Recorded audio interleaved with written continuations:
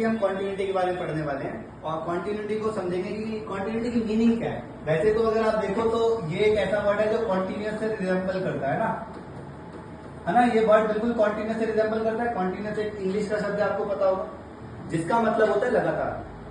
तो कॉन्टिन्यूटी एक ऐसा कॉन्सेप्ट है मैथमेटिक्स का जिसके अंदर हम फंक्शन की नेचर के बारे में डिस्कस करते हैं कि जो फंक्शन का नेचर है ना, ग्राफिकल नेचर। कौन सा नेचर बेटा? Graphical nature.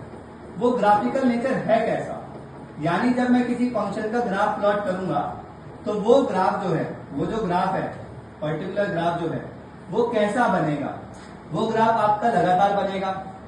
अगर लगातार बनेगा तो हम उसे कह देंगे कॉन्टिन्यूअस ग्राफ है उसका। कैसा ग्राफ है बेटा? कॉन्टिन्यूअस। कैसा ग्राफ है बेटा? कॉन्टिन्यूअस। और अगर ग्राफ आपका मान लो ब्रेक होकर बनता है तो हम उसे क्या बोल देंगे बेटा? वो डिसकॉन्टिन्यूअस है। कैसा है बेटा?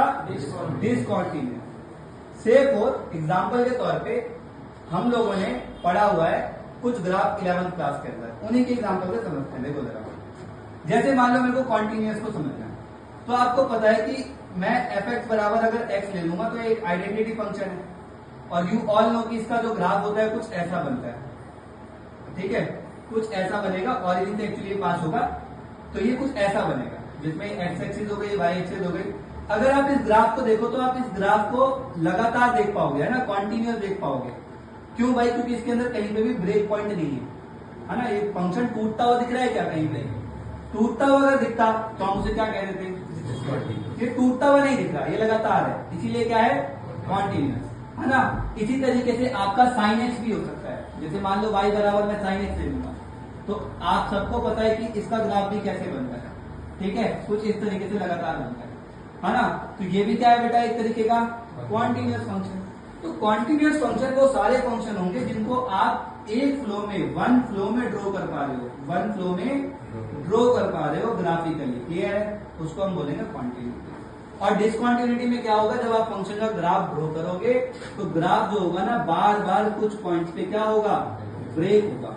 जैसे एग्जांपल के तौर पे अगर आप देखो तो सिग्नम फंक्शन fx बराबर -1, 0 और 1। You all know x less than 0 होता है, x बराबर 0 होता है, x ग्रेटर देन 0 होता है ना। और अगर आप इसका ग्राफ बनाओ तो ग्राफ कैसा बनेगा? अगर आप इसका ग्राफ देखो तो ग्राफ कुछ ऐसा बनता है। अगर आप देखो इस ग्राफ को तो ये ग्राफ टूट रहा है बार बार। एक बार आपका 0 पे टूट रहा है ना, देखो यहाँ पे 0 पे ब्रेक होता हुआ दिख रहा है। यानी इसको आप एक बार में नहीं बना सकते, आपको इसको बनाना है तो पेन को बार बार उठाना पड़ेगा। इसी को हम बोलते हैं डिसकॉन्टिन्यूटी। क्लियर है बेटा? सबको क्लियर है? कॉन्टिन्यूटी क्या होती है, डिसकॉन्टिन्यूटी क्या होती है? ठीक है।